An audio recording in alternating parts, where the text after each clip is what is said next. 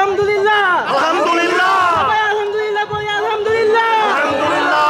বাংলার জমিনে যুগের পর যুগ যে বিচারহীনতার সংস্কৃতি প্রতিষ্ঠিত হয়েছিল তা আজকে ভেঙে চুরমার হয়ে গিয়েছে। বাংলার জমিনে এখন থেকে শুধুমাত্র কেবলমাত্র ন্যায় বিচারের রাজত্ব চলবে ইনশাআল্লাহ। আমি চিফ প্রসিকিউটর তাজুল ভাই সহ এখানে যারা আয়োজন করেছেন ডাকসু সহ বাংলাদেশের অন্তর্বর্তীকালীন সরকার সহ বাংলাদেশের ছাত্র জনতাকে অন্তরস্থল থেকে সালাম জানাই। সবাইকে আসসালামু আলাইকুম। শুধুমাত্র রায় পেয়ে আমরা চূড়ান্ত সন্তুষ্ট নয়। যবে খুনি হাসিনাকে তার বাপের বাড়ি দিল্লি থেকে গলায় দড়ি পরিয়ে টানতে টানতে বাংলার মাটিতে এনে ফাঁসি কার্যকর করা হবে, সেই দিন আমরা আলটিমেট সন্তুষ্ট হব। সেই দিন আমাদের শহীদ ভাইয়েরা আত্মায় প্রশান্তি পাবেন। সেই দিন পর্যন্ত আমি সমগ্র বাংলাদেশকে, সমগ্র জুলাই জনতাকে রাস্তায় থেকে দাবি আদায় করা পর্যন্ত আমাদের লড়াই চালিত আহ্বান জানাচ্ছি। যেদিন আমরা এই দুচোখে দেখবো খুনি হাসিনা ফাঁসি কার্যকর হয়েছে, সেদিনই আমাদের মুক্তি। ঠিক কিনা? টানা তৃতীয়বার অর্জন করেছে দেশের সেরা সুপার ব্র্যান্ড স্বীকৃতি বসুন্ধরা টিস্যু। আমাদের যে ভাই হারিয়েছে সেই বোনেরা, যেই শিক্ষার্থীরা আহত হয়েছে, তাদের আজকে খুশির দিন।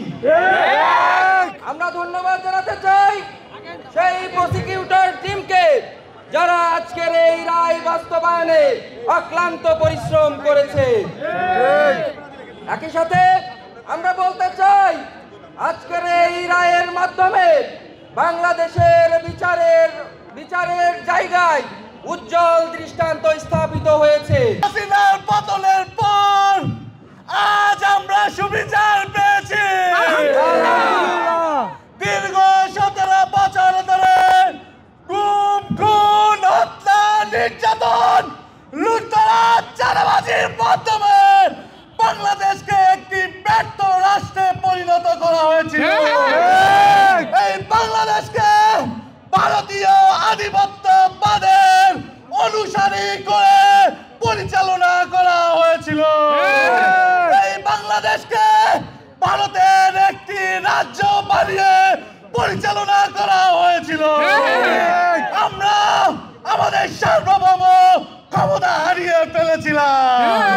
আজকের এই রায়ে ডাকসু মনে করে আজকের এই রায়ের মধ্যে ন্যায় বিচারের প্রতিফলন হয়েছে। সশস্ত্র জঙ্গি সংগঠন এই খুনি আওয়ামী লীগকে এই ট্রাইব্যুনালের মাধ্যমে নিষিদ্ধ ঘোষণা করা বিচার হবে। হাসিনার ফাঁসি হয়েছে। এখন ওই খুনিদের আশ্রয়দাতা ভারত থেকে ছিনিয়ে এনে বাংলাদেশে এনে এর ফাঁসি কার্যকর করতে হবে।